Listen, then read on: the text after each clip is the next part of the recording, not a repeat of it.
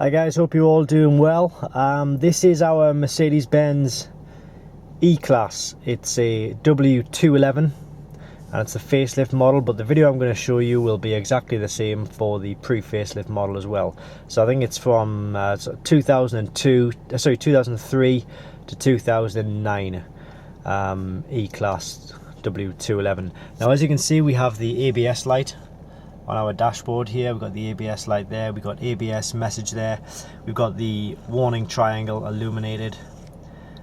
We do currently have the park brake on and we're in park. So basically what we're going to do is use this iCarSoft i980, which is for Mercedes Smart and Sprinter, to diagnose the fault. Now I'm going to go and diagnose here.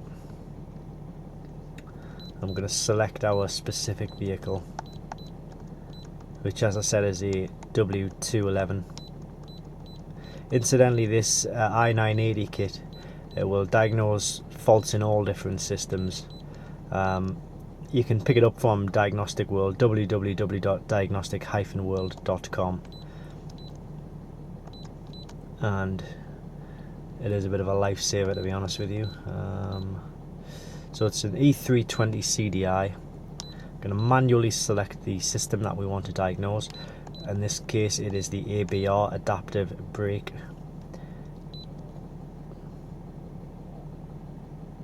So the dashboard is, the message is slightly changed there because it's telling us there's a diagnosis stroke rig test. So we'll click on read fault memory and check codings. There we go, this is what we need. 4471. Front right speed sensor, test wiring, plug connection. Well, we haven't disconnected anything, so we've seen this type of thing before, to be honest with you, and it looks like it is a faulty front right ABS sensor. So what we're going to do now is we're going to go and sort of take the wheel off, have a look at the ABS sensor and see if we can get the ABS sensor swapped out. Show you how to remove it.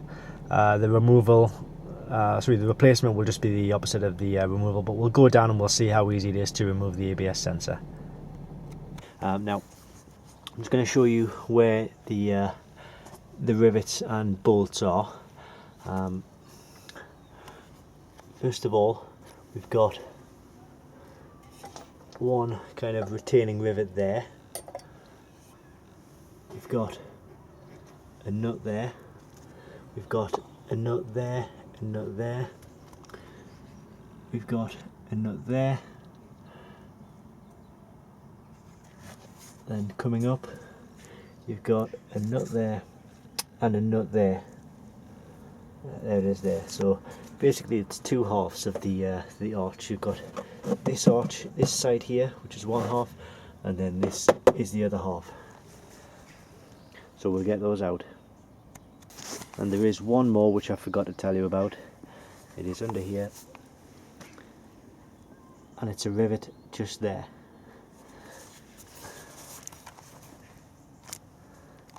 So first of all, we'll try and get the rivets out. We've got a rivet or lug sort of remover here.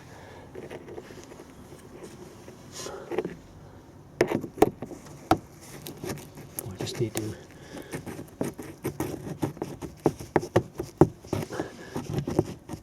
kind of work this in, and it should come out just like that. That's the first one,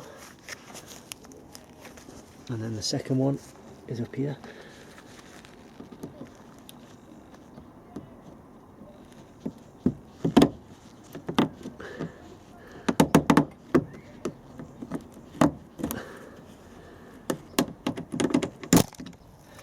Alright, so next we're going to concentrate on 4 of the bolts, the nuts.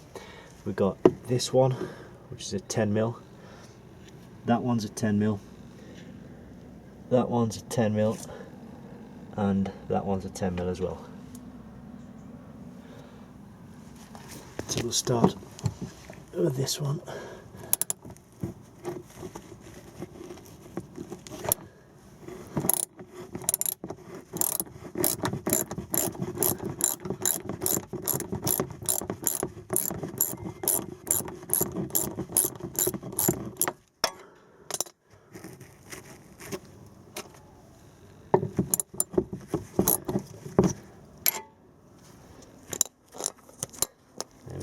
That's the first one.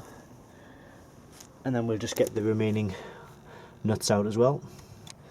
Alright, so we have the 4 10mm nuts out. Now we've got to concentrate on these two. They look like bolts to me, but these I believe are 8mm.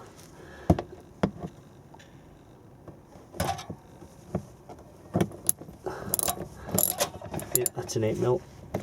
So we'll get these out. So then in theory we should get away with being able to pull the arch liner out now. So we'll give that a try.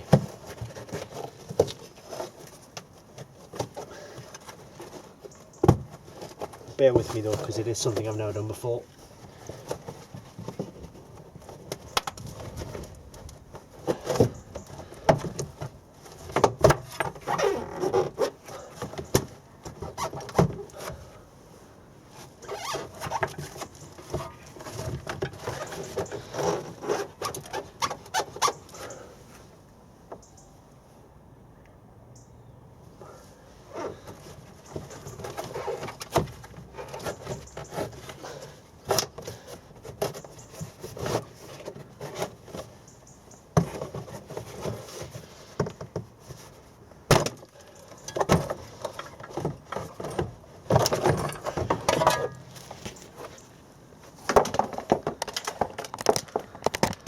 There we go, one rear arch liner.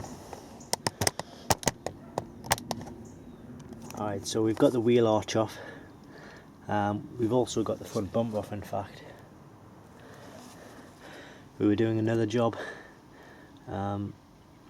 So, ABS sensor is this one, this cable right here.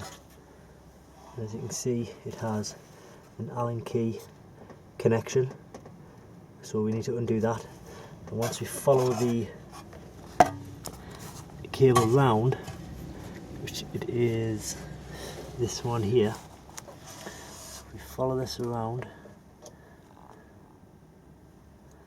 this one, this one, this one, it's this electrical connection here.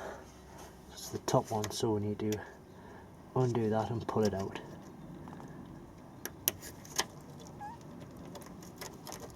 Gonna come.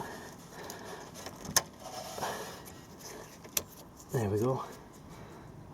So then we just need to unravel it and get the Allen key out. Now that Allen key bolt will be quite difficult to get out, so I would advise using some penetration like WD-40, which we've got here, and just spray it on.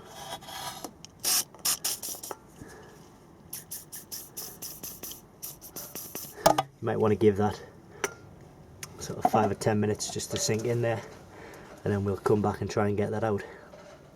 And then eventually it should start to loosen like so.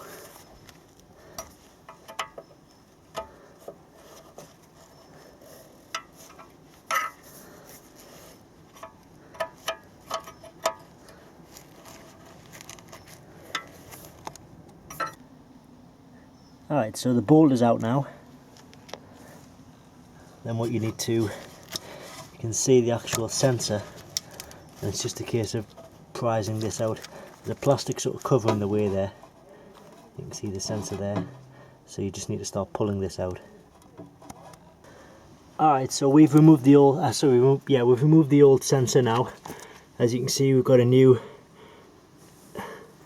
nice shiny sensor in here. It's all back in there now. What we need to do is just put the bolt back in. So if I can just get the camera here, and where is it? There it is.